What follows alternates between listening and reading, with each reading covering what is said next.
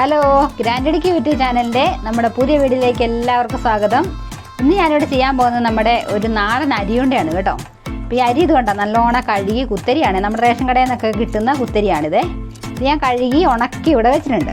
അതുപോലെ തന്നെ നമുക്ക് ഒത്തിരി സാധനങ്ങളൊന്നും ഇതിന് വേണ്ട കേട്ടോ. അപ്പോൾ അതിനടുത്ത് ഞാൻ കുറച്ച് ശർക്കര എടുത്ത് ഞാൻ ചീകി ഇവിടെ വെച്ചിട്ടുണ്ട്. ഇതപ്പോൾ നമുക്കൊന്ന് ഉരുക്കിയെടുക്കാം, അത് ശർക്കര പാനിയാക്കി മാറ്റണേ. അതുപോലെ തന്നെ കുറച്ച് തേങ്ങായും വേണം, ഒരു ലേശം ഉപ്പ് നമുക്കിതിനകത്ത് ചേർക്കണം. അതുപോലെ തന്നെ ഒരു 3-4 ഏലക്കായും കൂടി ഇട്ടാണ് നമ്മളിത് ചെയ്തെടുക്കുന്നത്.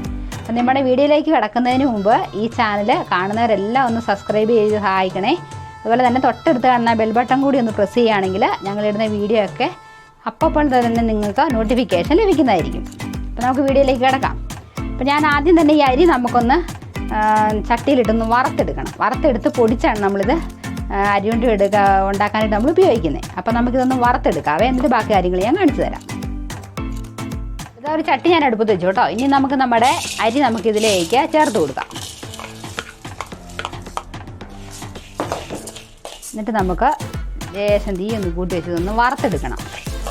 അരി ഇങ്ങനെ വറുത്തെടുക്കുന്നതെന്ന് പറയുന്നത് നമ്മൾ പൊട്ടുന്ന ഒരു അവസ്ഥ വരും, അതാണ് നമുക്കിപ്പോൾ വേണ്ടത്. അപ്പോൾ ഞാൻ നല്ലോണം ഇതൊന്ന് വറുത്തെടുത്ത് നമുക്ക് ഒന്ന് പൊടിച്ചെടുക്കണം. നല്ലോണം ഒന്ന് വറുത്തെടുക്കട്ടെ. അതായത് നമ്മുടെ അരി റെഡിയായി വന്നിട്ടുണ്ട് കേട്ടോ. അപ്പോൾ ഇത് കണ്ടോ, ഇതൊന്ന് പൊട്ടുന്ന കണ്ടോ. അപ്പോൾ അങ്ങനെ ആകുമ്പോൾ നല്ലപോലെ മൂത്തുന്നതാണ് അത് കാണിക്കുന്നത്. അപ്പോൾ നമുക്ക് ഇല്ലാതെ കുറച്ച് ഏലക്കായും കൂടി സമയത്ത് ഇട്ട് കൊടുത്തിട്ട് നമുക്ക് തീ അങ്ങ് ഓഫ് ചെയ്യാം. ടേസ്റ്റിന് വേണ്ടി നമ്മുടെ ഏലക്കായും കൂടി ഇതിലോട്ടിട്ട് നമുക്ക് പൊടിച്ചെടുക്കാം. അപ്പോൾ ഇതൊന്ന് തണുക്കുന്ന വരെ നമുക്കൊന്ന് വെയിറ്റ് ചെയ്യാം. അപ്പോഴത്തേനും നമുക്ക് ഇത് തണുത്ത് വരുന്നിട്ട് വേണം നമുക്ക് പൊടിക്കാനായിട്ട്. അപ്പോഴത്തേനും നമുക്ക് ശർക്കര പാനി ഒന്ന് റെഡിയാക്കി എടുക്കാം. ഇനി നമുക്ക് ശർക്കര പാനി തയ്യാറാക്കാവേ. നമുക്ക് ഇത് അടുപ്പിലോട്ട് വെച്ചിട്ട് ലേശം വെള്ളം കൂടെ ഒഴിച്ച് നമുക്കൊന്ന് പാനിയാക്കി എടുക്കാം.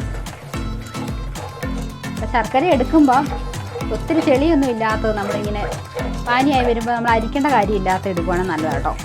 അപ്പോൾ ഞാനിതൊന്ന് ഈ ശർക്കരയൊന്ന് അരിച്ചെടുത്തിട്ടാണ് ഉപയോഗിക്കുന്നത് കേട്ടോ. നമ്മുടെ ശർക്കര പാനി റെഡിയാകുന്ന വരുന്നത്.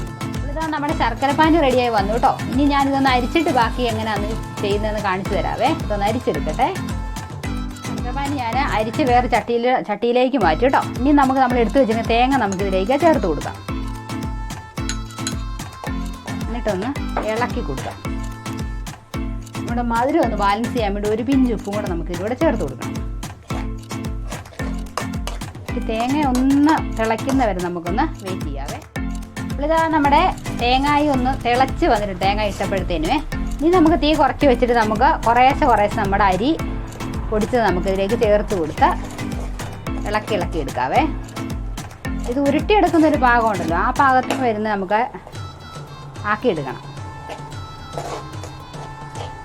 നമുക്ക് അരി എപ്പോഴും നമ്മൾ എടുക്കുമ്പോൾ ശകലം ഒരു ലേശം ഒന്ന് കൂട്ടി നമ്മൾ പൊടിച്ച് വെക്കണം. അഥവാ നമ്മുടെ ശർക്കരപ്പാനി കൂടിപ്പോയാലും നമുക്ക് അരിപ്പൊടി ഇട്ടൊന്ന് അഡ്ജസ്റ്റ് ചെയ്തെടുക്കാനായിട്ട്.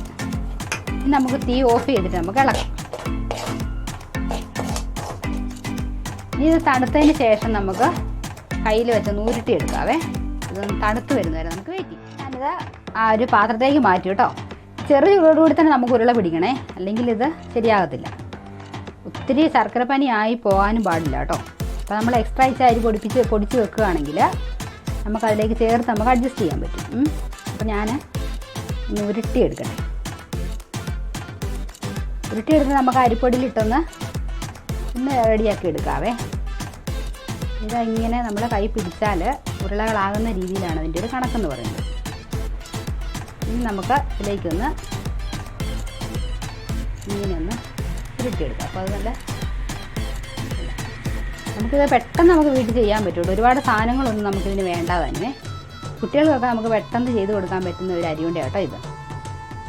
നമ്മുടെ കടകളിൽ നിന്നൊക്കെ പാക്കറ്റ് വാങ്ങിക്കുന്നതിനെക്കാട്ടിലും ഒക്കെ നല്ലത് നമുക്ക് കുട്ടികൾക്ക് വീട്ടിലുണ്ടാക്കി കൊടുക്കാൻ പറ്റുന്ന സാധനങ്ങളൊക്കെ ചേർത്ത് ഉണ്ടാക്കുന്നതായിരിക്കും.